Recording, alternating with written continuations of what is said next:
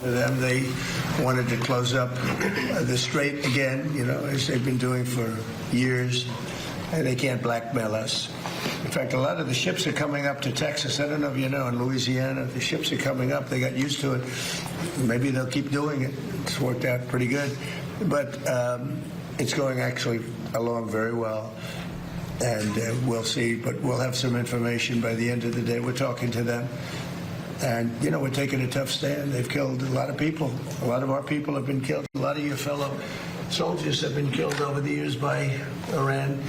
The roadside bomb. Soleimani, I killed Soleimani. Pemirsa, berakhirnya gencatan senjata sementara antara Amerika Serikat dan Iran kembali membuka ketegangan baru di kawasan Timur Tengah. Blokade di Selat Hormuz yang masih berlangsung menjadi salah satu titik krusial yang memperumit proses negosiasi.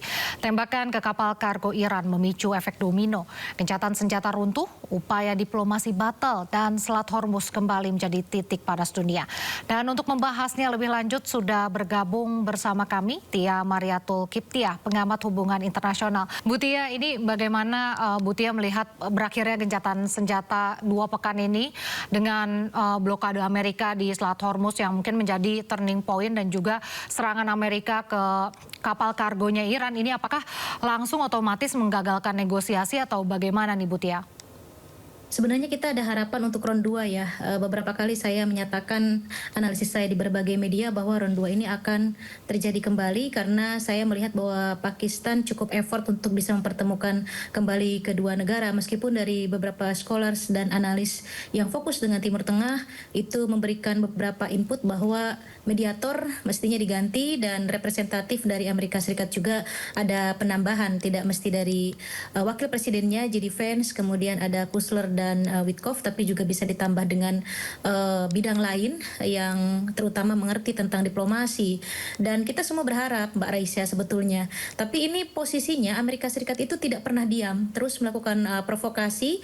Bahkan yang sangat mengkhawatirkan terakhir itu adalah Amerika Serikat menyatakan akan menginvestigasi, mengawasi kapal-kapal Iran yang berlayar di area Selat Malaka begitu ya, di kawasan Indo-Pasifik. Ini tentu akan memperluas konflik ke area Asia Tenggara dan juga ke Asia Timur.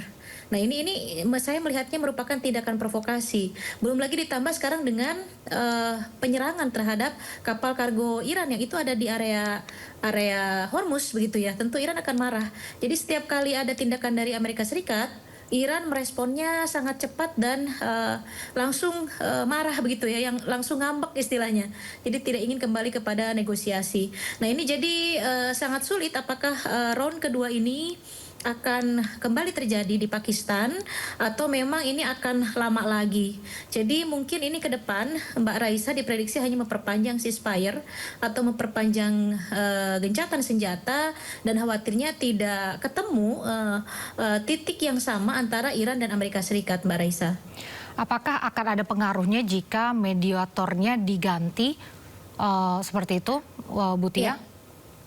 Seharusnya ada ya, tergantung siapa yang menjadi penggantinya. Tapi kalau misalnya, kan ini masuk nominasi itu ada 3, Mbak Raisa.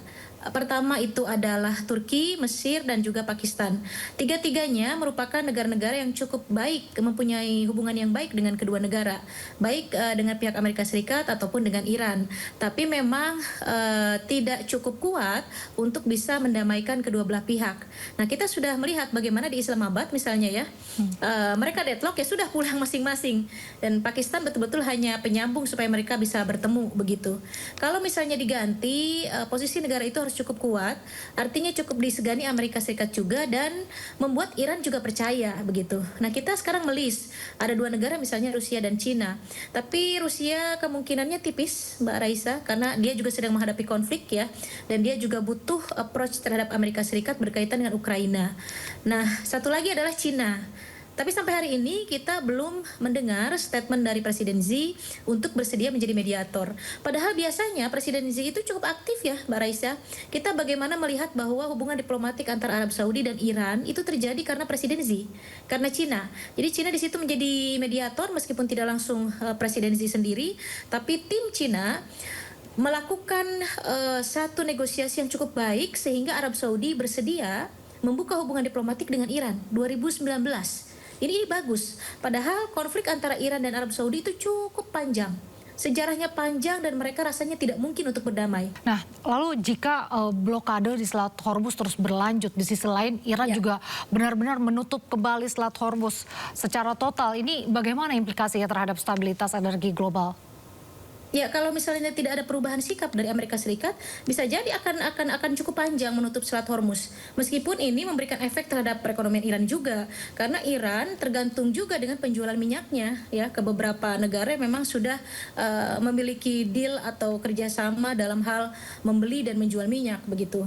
Tentu ini juga bukan hanya memberikan efek terhadap perekonomian Asia misalnya, terhadap perekonomian Uni Eropa, tapi juga terhadap Iran sendiri. Tapi Iran akan fight itu, akan berani. Lebih baik misalnya kita mengencangkan ikat pinggang, tapi kita di sini memiliki prinsip tegas. Kalau Amerika Serikat menyalahi perundingan, dia akan menutup kembali Selat Hormuz. Dan efeknya itu adalah paling besar terhadap Asia.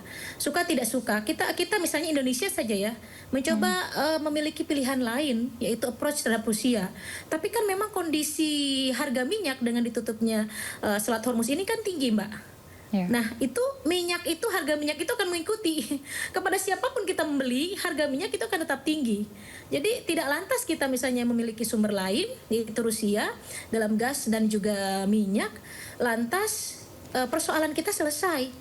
Dalam ekonomi kita tidak, harga naik minyak itu di seluruh dunia rata. Artinya kita membeli dari siapapun, harganya tinggi, dan itu akan memberikan efek terhadap APBN kita. Dan juga bukan hanya ke Indonesia, di seluruh Asia Tenggara. Kemarin kita melihat bagaimana Filipina sangat terdampak dengan Hormuz ini. Yang paling menyesakan begitu ya, mereka memiliki kebijakan-kebijakan yang kita perhatikan sendiri cukup memprihatinkan di kawasan Asia Tenggara. Dan ke Cina juga demikian. Maka saya pikir kalau ini terus berlangsung lama, karena ini efeknya yang paling besar terhadap Asia, termasuk ke Cina, saya pikir Presiden Xi tidak akan tinggal diam. Makanya kita nanti melihat bagaimana setelah pembicaraan dengan Trump, apakah Trump ini akan berubah atau tetap akan konsisten untuk mendengarkan bisikan Israel itu. Kalau misalnya dalam perundingan itu ada satu perubahan sikap dari Presiden Trump, agak melemah begitu ya, kemudian tidak melakukan tindakan provokatif sehingga Iran membuka kembali Selat Hormuz dan mereka kembali bersedia dalam perundingan, artinya pengaruh Xi cukup besar. Tapi kalau setelah perundingan dengan Cina, ternyata Trump tidak berubah begitu ya, tetap melakukan tindakan provokatif, tetap mempressure Iran, dan Iran juga tidak mengalah tentunya ya, karena berkaitan dengan teritori dan sovereignty. Berarti Presiden Xi, Cina tidak cukup banyak mempengaruhi Presiden Trump. Bahwa penutupan Selat Hormuz ini sebagai bentuk pemerasan. Apakah ini framing untuk mendapat dukungan global, dan seberapa realistis ancaman dari Amerika untuk bertindak tegas jika Iran kembali menutup Selat Hormuz? Playing victim tepatnya, Mbak Raisa. Jadi dia yang melakukan, dia yang seolah menjadi korban. Kita kan melihat bagaimana serangan pertama itu dilakukan oleh Israel, kemudian approve Amerika Serikat. Dan segala tindakannya atau decisionnya atau keputusan yang dilakukan Amerika Serikat itu semuanya, hampir semuanya tindakan provokatif, dan saya pikir mostly itu adalah failed atau gagal begitu ya. Dari mulai misalnya tentang strategi bagaimana dia mendekati beberapa negara Uni Eropa untuk gabung dan join untuk menyerang Iran, tidak berhasil. Kemudian cari lagi tuh cara lain, adalah dengan misalnya approach terhadap negara-negara Teluk, memprovokasi, tapi rupanya negara Teluk juga awalnya yang mau join jadi tidak, mereka memilih silent atau diam dan mengamati begitu ya, gagal lagi begitu ya. Kemudian ketiga berhasil memprovokasi dan akhirnya Iran mau berunding, tapi ternyata poin-poin dari Amerika Serikat itu cukup memberatkan Iran, terutama di hal uranium dan front yang ada di Lebanon. Itu juga mereka akhirnya dia juga akhirnya failed lagi. Kemudian melakukan tindakan provokasi, tiba-tiba dia memutuskan untuk memblokade Hormuz, padahal itu bukan teritori dia, tapi Iran tetap masih survive, masih bisa bertahan, bahkan masih bisa mengatur Hormuz. Itu juga failed juga, dan Amerika ikut serta untuk mengatur beberapa kapal komersial melewati Hormuz. Sepertinya juga itu tidak didengar oleh kapal-kapal yang memang sudah diberikan izin oleh Iran.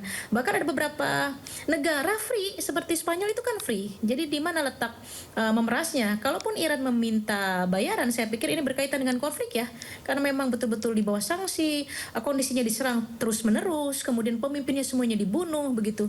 Jadi akhirnya keluar begitu begitu ya, satu keputusan dari Iran untuk memungut. Dan saya pikir itu bukan pemerasan dalam kondisi konflik seperti ini.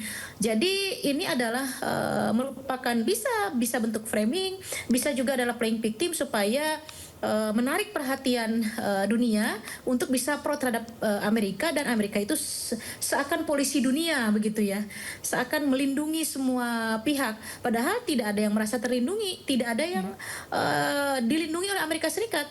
Satu, Uni Eropa itu kan bisa call langsung dengan pihak Iran dan kapal-kapal mereka bisa aman melintasi Selat Hormuz begitu. Makanya kan Uni Eropa yang biasanya menjadi aliansi Amerika Serikat diam semua.